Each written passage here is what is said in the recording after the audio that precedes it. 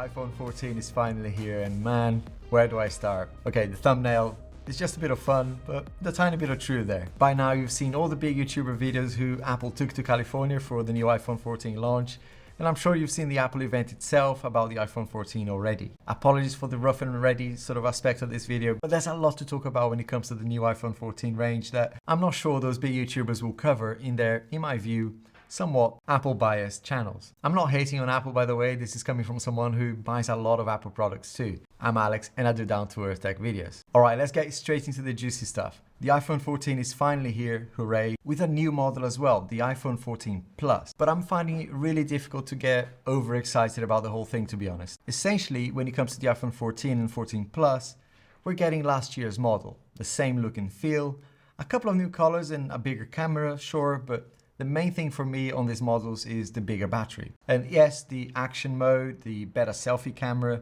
are great features, but really, I'm seeing this model more of a profit move from Apple, if you like, than anything else. If you're coming from a much older iPhone or even an Android device and you always wanted that bigger screen, then coupled with these new features, the Plus could be a really good option here. But if you've got an iPhone that is not really that old, then I think there's probably a much better option, which is actually to go to the 13 Pro or the 13 Pro Max instead. I did a whole separate video on this yesterday, which kind of blew up as well. So if you wanted to see a buying guide after this video, I'll leave a link to that over here for you. And Apple, they're kind of sneaky, right? The day after the announcement of the iPhone 14, they removed the 13 Pro from their website. Like, you literally couldn't buy it. And you could say that that's because they were readjusting the prices, but for me, it's quite black and white, right? Of course, they knew what the price for the 13 Pro and Pro Max was going to be. They just don't want people to buying that instead of the 14 Pro.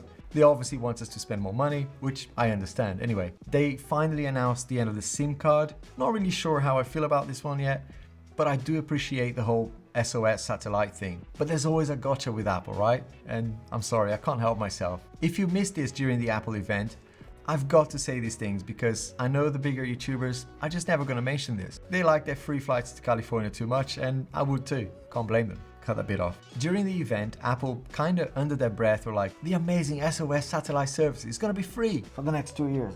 You watch. It's going to be amazing. It's going to save a few lives. I'm not denying this, right? And in 2025, they'll introduce it as a subscription that you can't get out of. And I'm sorry about my cynicism here, but you can just see it happening, right? I know the new Plus is a great model with lots of cool new features. And to me anyway, it's a better model alternative than the previous Mini. I do believe that. What I don't like is the fact that it looks like an iPhone 13. I was saying this during the live stream before the Apple event. As a consumer, I'd feel a bit cheated, right? You're buying the latest iPhone 14, but it looks like the iPhone 13. So, that just doesn't sit well with me. Imagine if a car manufacturer did this. Yeah, you're buying the special event was on the... Okay, yeah, you're buying this year's model, but this version that you're buying looks a little bit like last year's model. I mean, that is ridiculous, right? You go, sorry? At $799 for the 14 and $899 for the Plus. At face value, the prices are similar to previous years. And to my previous point about profit, they removed the Mini in favor of the Plus, which is $200 more.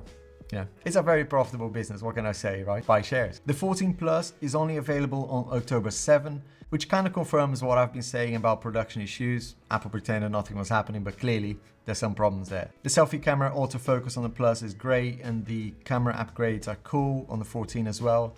The stabilization is going to be amazing as well from what we've seen, right? But overall, I'm fairly disappointed with the fact that the iPhone 14 and 14 Plus, from a design perspective, just look like a 13 and it's a bit poor. I have ordered the Plus and the Pro Max to compare them and do some reviews here for you. So I'll reserve judgment until I get mine here, but I gotta say, it's not filling me with excitement. The new satellite connection and the eSIM stuff though, that is a huge deal. I do appreciate that it will impact a lot of people's lives, perhaps too early in some countries, but it is a step in the right direction. Right, when it comes to the Pro lineup, I was right about the purple, by the way. Maybe I got the shade wrong. Anyway, who cares, right? Space black, gold, deep purple and silver, which looks a bit like this one I've got here. This is the iPhone 14 Pro Max model. It's just a dummy device that case manufacturers get before launch, so I got my hands on that. And the big talking point about the Pro range is obviously the dynamic island. Not only did they get rid of the notch, which was annoying a lot of people for the last few years, they did something that reminded, at least me anyway, of what Apple really used to be about. Great design, simple but very, very smart design. This dynamic island, I told you about their marketing, right? You gotta love the terms that they come up with. It's way more functional now, which is awesome to see. As someone who appreciates what Android devices have been doing to avoid having a notch, right? Hiding under the screen or having just hole punch cameras. This is nice to see. It is impossible to ignore, and well done to Apple there. Really good design. Though some people could still argue that it is still in your face and is way bigger than any Android devices. But on the other hand, it is a lot more functional now. But that's about it, right? And maybe I have a bit of a, I don't know, the wrong expectation for the iPhone, because I have had every single iPhone since the first one. But I'm gonna try and look at this as if it was my first iPhone, because I appreciate that you, or maybe not everyone, has the iPhone 13 now. But if you do, it does make the 14 less of an upgrade, really. You know, you could see as a bit of a gimmick, a bit of a better camera, but not much of a jump.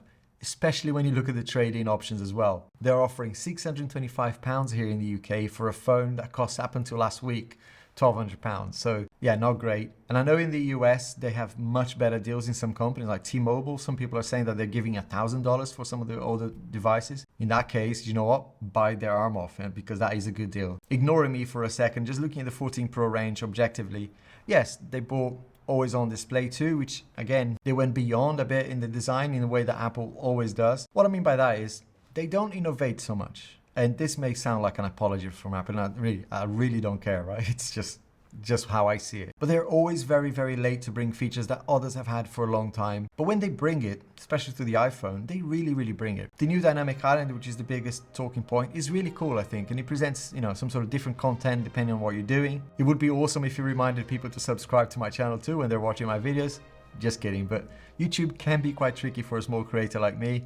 So if you're enjoying this video, a quick thumbs up will go a long way. It does help YouTube recommend this channel to other people, and I really, really appreciate that. And if you like my stuff, a sub to the channel will be amazing. The benefit to you is that I will be here at least once a week with a new down-to-earth tech video for you.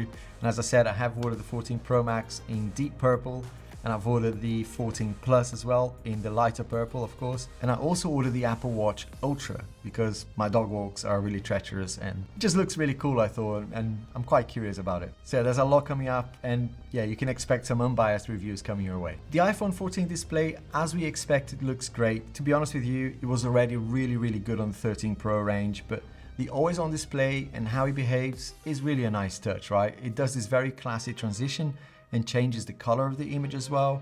Really, really nice. I'm actually looking forward to comparing that with the display on the S22 Ultra, which for me, up until a few days ago, had the brightest display on the market, I think. The 14 Pro's Super Retina XDR Display, name again, has a ridiculous 2000 nits brightness. It's just nuts, which was a weakness of the iPhone before. You know, when you compare that with the likes of Samsung devices, the iPhone was a lot weaker in the brightness aspect. And before I talk about the camera, here's a quick word from today's sponsors of this video, CAsetify. If you're ordering the iPhone 14 or you already ordered it, here's something that you're definitely gonna need.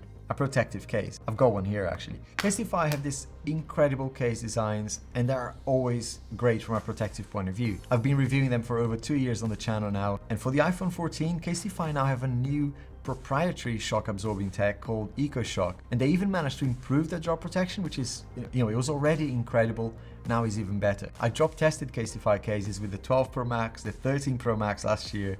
I threw my phone out of a moving car with it once and it survived really nicely. So yeah, they're really awesome when it comes to protection. And you can bet I will be drop testing the 14 Pro Max too. And that protection is due to this new technology called EcoShock.